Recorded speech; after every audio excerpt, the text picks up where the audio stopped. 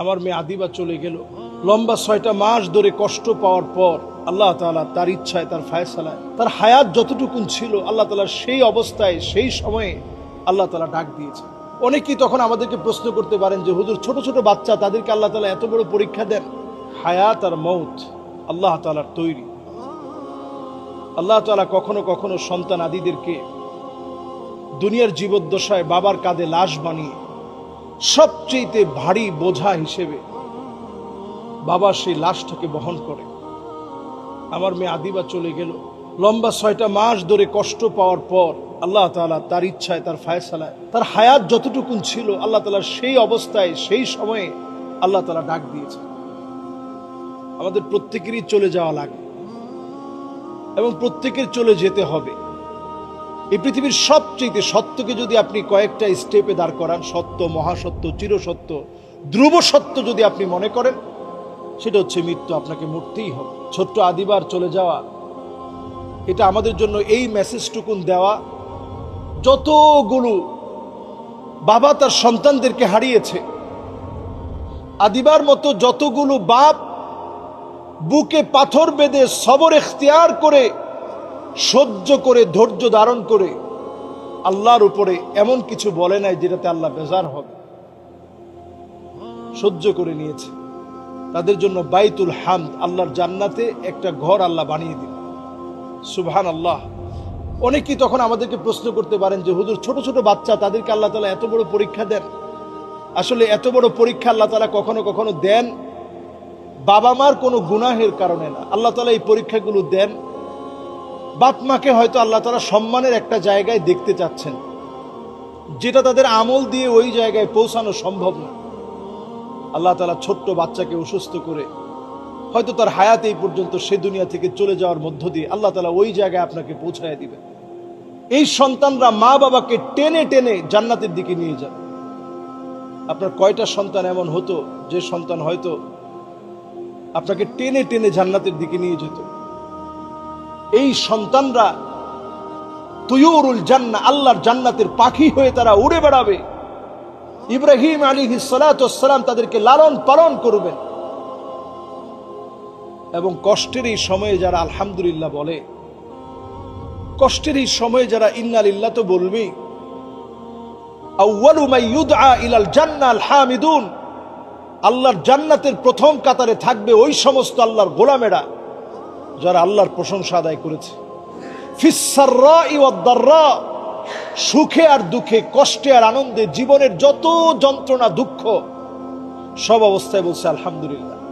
হাদিসের মধ্যে আসে আজাবান লি আমরিল মুমিন, মুমিনদের বিষয়টা বড় আশ্চর্যজনক।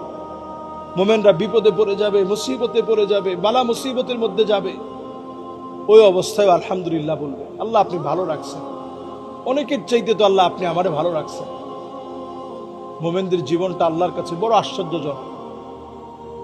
পৃথিবীতে পরীক্ষা ছাড়া একটা মানুষও নাই, সব মানুষকে পরীক্ষা দেওয়া লাগে।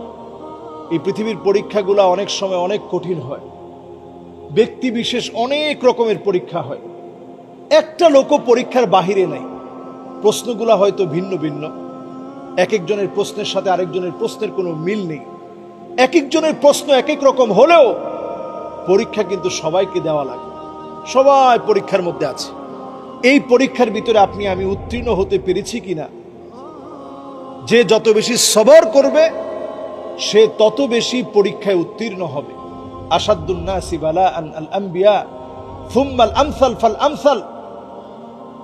নবী আম্বিয়া আলাইহিমুস সালামকে আল্লাহ তাআলা সবচেয়ে বেশি কঠিন পরীক্ষা নিয়েছেন। নবী করিম সাল্লাল্লাহু আলাইহি সাল্লামের একজন দুজন না, আল্লাহর নবীর ৬ জন সন্তান নবীজির জীবদ্দশায় দুনিয়া থেকে চলে গেছেন। চোখ দিয়ে পানি পড়ার সময় সাহাবায়ে কেরাম দেখে বলতেছেন, ইয়া রাসূলুল্লাহ, আপনিও কি কাঁদেন? নবীজি বলছেন, ইন্নাল আইনা তাদমা ওয়াল কলবা ইয়াহজান, চোখগুলো দিয়ে অশ্রু ঝরে, কান্না আসে। ওয়াল কলবা ইয়াহজান, হৃদয়টা বিগলিত হয়। তবে ওয়ালা নাকুলু আলাল্লাহি মা ইউদি রাব্বানা, আল্লাহর ব্যাপারে এমন কিছু বলা যাবে না যেটাতে আল্লাহ অসন্তুষ্ট হবে। ইয়া ইব্রাহিমু লামাহজুনুন, ইব্রাহিম তুমি চলে যাওয়াতে আমার মনটা বড় ব্যথা, আমার মনের ভিতরে বড় চিন্তা লাগতেছে, চোখ দিয়ে পানি ঝরতেছে। কিন্তু আল্লাহ পাকের ব্যাপারে একটা কথাও নবীজি এমন বলেন নাই যেটাতে আল্লাহ বেজার হন, যে আল্লাহ আমার সব সন্তানদেরকে আপনি আমার জীবদ্দশায় নিয়ে গেলেন, শুধু ফাতেমা রাদিয়াল্লাহু তাআলা আনহা ছাড়া। ফাতেমা রাদিয়াল্লাহু তাআলা আনহা নবীজির ইন্তেকালের 6 মাস পরে দুনিয়া থেকে বিদায় নিয়েছেন। সবাই আগে চলে গেছেন, নবীজি সবর করছেন। এজন্য আমার সন্তানের জন্য সবার কাছে যেমন দোয়া চাই, আল্লাহ রাব্বুল ইজ্জাত ওয়াল জালাল যেন আমাদের পুরো পরিবারকে সবর ইখতিয়ার করার তৌফিক দান করে, সবরে জামিল দান করেন। এবং আমি জানাজার সময় অবাক হয়েছি, সব আলেম ওলামা কোত্থেকে আসলো। এই জানাজার ভিতরে অনেক আলেম ওলামা আসছে, সবাই মিলে জানাজার নামাজ সলাতুল জানাজা অনুষ্ঠিত হওয়ার পর নরসিংদীতে তাকে দাফন করেছি।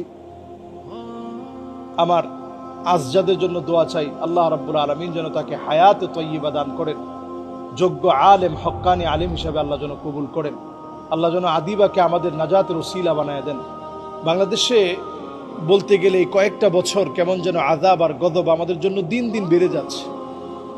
বন্যা ও প্রাকৃতিক দুর্যোগের ব্যাপারে এই সময়ে আমাদের প্রত্যেকের করণীয় কি, এবং এই সময় আমরা কিভাবে একে অপরকে সহযোগিতা করব। আসলে এই সময়টাতে খুব কঠিন সময় যায়।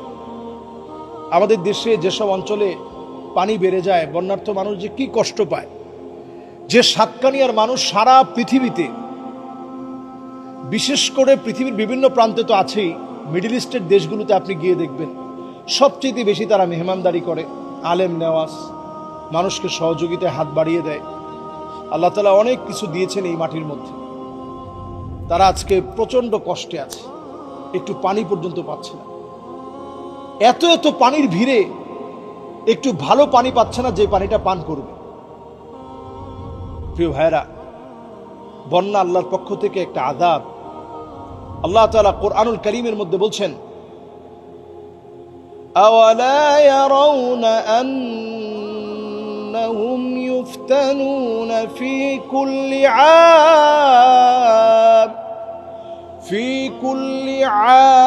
আমিন মাররাতান আও মাররাতাইন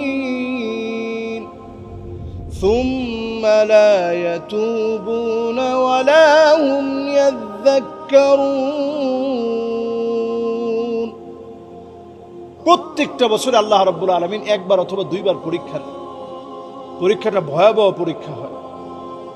আল্লাহ তাআলা দেখতে চান যে কারা কারা তওবা করে আল্লাহর দিকে ফিরে আসতেছে, কারা কারা একটু আল্লাহর দিকে মাফ চাচ্ছে, কাদের হৃদয়গুলো একটু আল্লাহর দিকে অবনমিত হচ্ছে, একটু নতজানু হয়ে আল্লাহর কাছে চাচ্ছে। কে কে সে?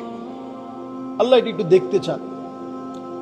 পৃথিবীব্যাপী আবহাওয়ার যে পরিবর্তন, শুধুমাত্র বাংলাদেশে বন্যা না, এই সারা দুনিয়ার ভিতরে এখন রেড অ্যালার্ট জারি হয়ে গেছে।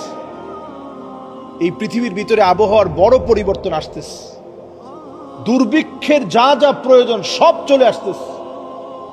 আমি মনে করি এই বছর বাংলাদেশে এই যে বন্যাটা হচ্ছে আপনারা দেখতেছেন, যদিও ভয়াবহ বন্যা, কিন্তু ওই যে একটা এই পৃথিবীর ভিতরে যে দুর্ভিক্ষ লাগবে, এই দুর্ভিক্ষ থেকে যেন বাংলাদেশ বাঁচতে পারে, এজন্য বন্যার মধ্য দিয়ে মাটির উর্বরতাকে আল্লাহ তাআলা বৃদ্ধি করে দিচ্ছে।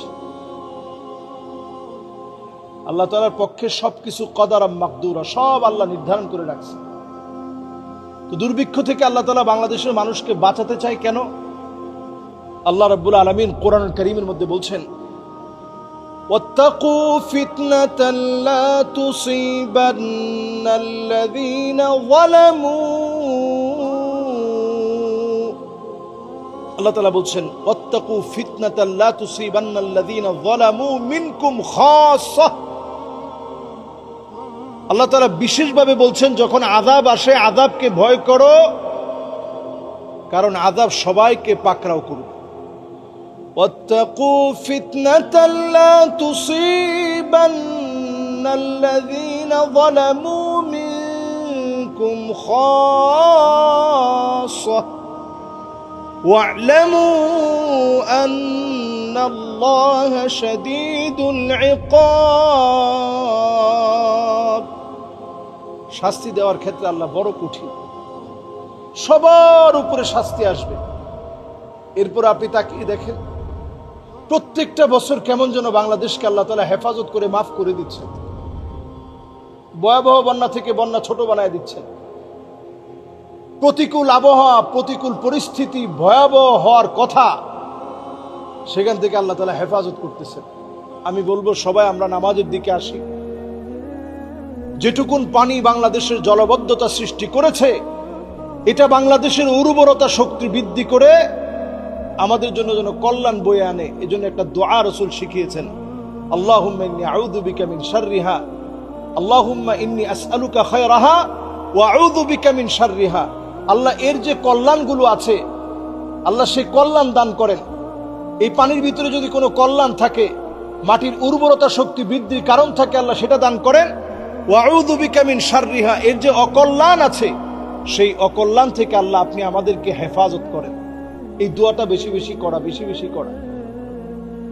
আমি আজকের এই মুবারক সময়ে সকলকে বলবো যে দেশের জন্য দোয়া করেন, বন্যার্থ মানুষের পাশে দাঁড়ান। সামান্য একটু পানি দিয়ে, একটু খাবার দিয়ে, শুকনো খাবার নিয়ে তাদের পাশে আমরা দাঁড়াতে চাই। বাংলাদেশের সকল উলামায়ে কেরাম এই বিষয়ে কাজ করে যাচ্ছেন, আমরা কাজ করার চেষ্টা করছি। আপনারা ইনশাআল্লাহ সহযোগী হবেন। আদ-দাল্লু আলাল খাইরি কাফাইলিহি। আপনি সামান্য একটা কিছু দিয়ে, আমি দেখলাম যে সিএনজি দিয়ে সকলে মিলে উঁচু করে একজন প্রেগনেন্ট মহিলাকে ডেলিভারির এই ভয়াবহ সময়ে, কষ্টের সময়ে সবাই মিলে এই সিএনজিটাকে একটুখানি ওই পানির জায়গাটা পার করে দিচ্ছে, সবাই মিলে একটু চেষ্টা করতেছে। এই যে দূর কাজ আপনি করেছেন, এটা একটা গোটা জাতিকে অ্যাপ্রিশিয়েট করে, গোটা জাতির মেধাকে জাগিয়ে দেয়, এমন একটা কাজ আপনি করলেন। এবং এই কাজটা সওয়াবের কাজ হিসেবে গণ্য হবে। ইন্না মিন আবাররিল বির আইয়ুদখিলা সুরুর ফি কলবি আহাদিকুম। ওই যে একটা মানুষের হৃদয়ের ভিতরে একটু আনন্দ ঢুকিয়ে দিতে পেরেছেন, এটা আপনার দোয়া কবুলের কারণ হবে, আল্লাহর কাছে আপনি দামি হওয়ার কারণ হয়ে যাবে, এবং ওই দিনের সবচেয়ে সওয়াবের কাজ হিসেবে এই কাজটা গণ্য হবে। সুতরাং আমরা আল্লাহ রাব্বুল ইজ্জাতুল জালালের কাছে আমরা পানাহ চাই, আল্লাহ যেন বন্যা থেকে আমাদের এই দেশকে হেফাজত করে, এই জাতিকে আল্লাহ তাআলা যেন হেফাজত করে, আল্লাহ যেন বালা মুসিবত থেকে আমাদেরকে বাঁচায় দেন। আমিন।